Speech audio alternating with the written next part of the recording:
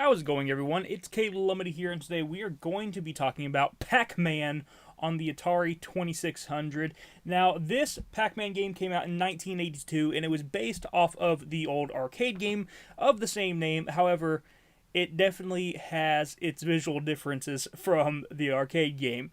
This is what I like to call ugly Pac-Man, okay? It's still Pac-Man. The gameplay plays just like Pac-Man. Everything's there that you would want from the basic mechanics of Pac-Man.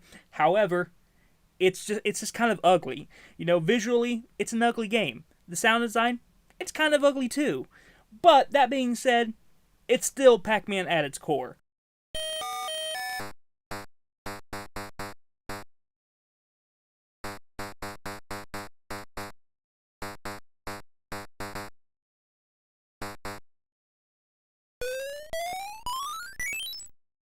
Of course, the goal in Pac-Man is to run around as Pac-Man and collect as many of the little pellets as you can, and try not to get got by the ghost that will be following you around. You can pick up super pellets, and that will allow you for a short time to be able to eat the ghost and send them back to the main center of the screen, and then they will eventually start leaving the center of the screen again and start chasing you all over again, unless you can find another one of those power pellets, eat it, and then start chasing them again.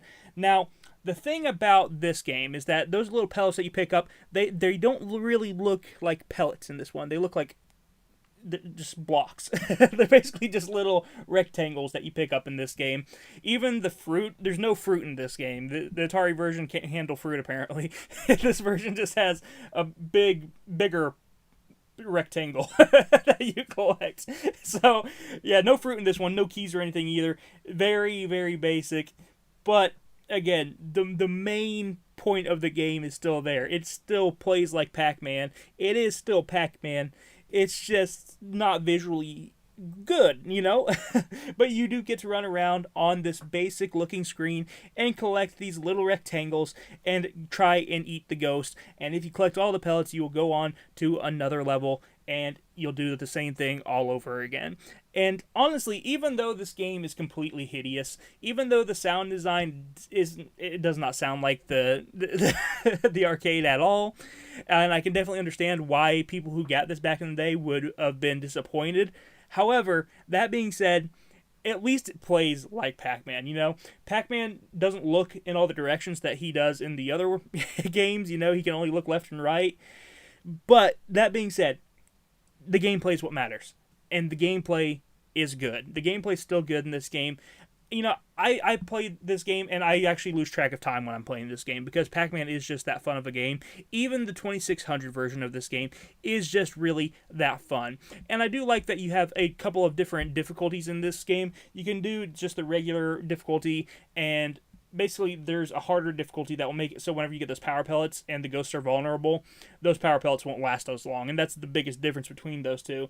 But I do like swapping between the two. I'm not very good at Pac-Man at all anyway, but I do like trying to get a high score and see how far I can get. It's usually not very far, but I can at least beat a few levels before I get destroyed by the ghosts. Overall, I think that even if the Atari 2600 version of this game may not look the best, it's still plenty playable, and if you are someone who likes collecting for the Atari 2600, I do feel like this is kind of something that you need to have in your collection. And most people who collect for the Atari probably already have this in their collection, This is a staple for the Atari.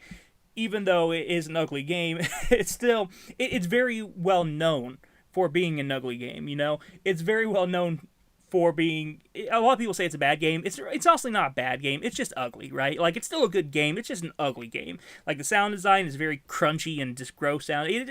It's not the prettiest Pac-Man version you can get. However, I still think that it is worth picking up on the Atari, especially because Atari games are so cheap anyway. I picked this up for $3, and I'm not disappointed with it. It's Pac-Man, and you can't really be disappointed with Pac-Man. So the game plays pretty well for the most part. Every now and then it does feel like it's a little bit hard to get Pac-Man to go in the direction you want. I do struggle with that every now and then. But again, when you consider the price tag of this game, which is usually $3 or even sometimes under, I think that this game is worth picking up for sure. If you are a Atari collector and you're looking for a fun Atari game, yes, it's ugly, but that's not what matters. What matters most is the fact that it is still fun. It is still a really fun game that, while it doesn't completely capture the feeling and the look of the actual arcade game, at the end of the day, the actual soul of the game is still there, and that's what's important. So go check out Pac-Man on the Atari 2600. It's not pretty, but it is still a good game, and I think that is what's most important. So I'll talk to you guys in the next one. You have a wonderful day. Bye-bye.